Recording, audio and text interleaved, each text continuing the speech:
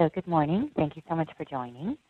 So today's topic is the CRA role in risk-based monitoring, strategies for effective remote monitoring.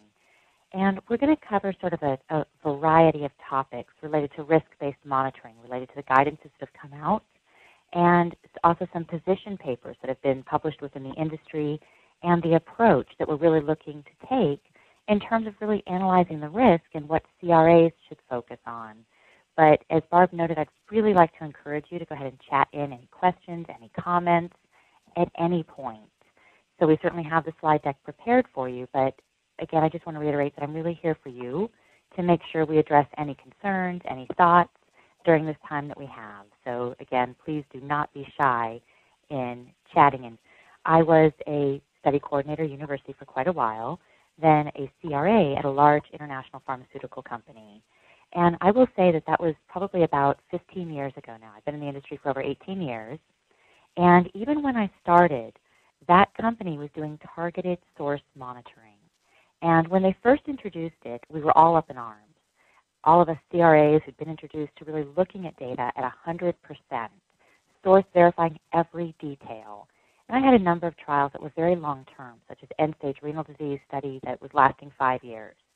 And the idea of only looking at certain data points seemed impossible to me, because when I was going through these charts that were sometimes, I'd say maybe 8 inches worth of paperwork, I always found something that was missing.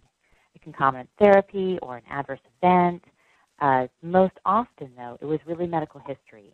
When I was going back through the medical history, and I was trying to fine-tune dates and make sure every single date and piece of information reconciled. And the approach we took back then was to really source verify the first 5 patients and then go to a targeted plan. And we did it for some studies, but not all studies. And then it seemed that we moved away from that. We went back to 100% monitoring. And then recently, the industry has now switched again. And we're now back to this approach. And we're going to talk about what that means.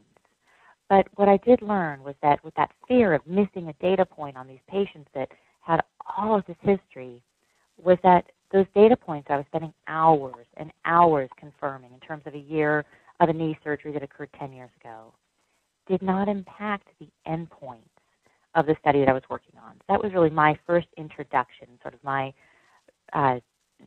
foot stepping into this concept. And then from there, I've done quite a bit of project management over the last probably 10 years, also quite a bit of international auditing, and then also as an instructor for about the last 4 years. So then our objectives for today, what we're going to do with the information, is we're going to describe approaches and techniques for effective remote data review. So how can we do this? How does the data match up? What pieces are we looking for? We're going to explain techniques for query writing to ensure clear communication of issues, because if we're not going to be physically on site as much, we actually need to increase our remote communication. And I think that that's where we're often falling short, is that there's this concept that we don't have to be on site as much, the sites will just do more, and we can just query them, and we can look at this information remotely, but we don't actually have to invest more into those relationships. And I actually think that that's the opposite of what we should be doing. That now when there are queries posted, not just sending a quick email to the site to let them know or letting them know how many days overdue a query is, but talking them through them and really looking not just at the individual queries, but really focusing on trends. Where are the problems? Because we need to address those very, very quickly. Again, because now that we're not physically there, if there's problems in the remote data that we're seeing, that often leads to problems based on source or procedures not collected. So we'll talk about how to troubleshoot that. We're also going to talk a little bit about the development of monitoring plans and issue management, and discuss strategies to identify problem areas and how to maximize time on site following remote monitoring. So I know this is sometimes how I feel, where I'm introduced with a new system and it's supposed to be very user-friendly, but it's so advanced and user-friendly that I can't use it.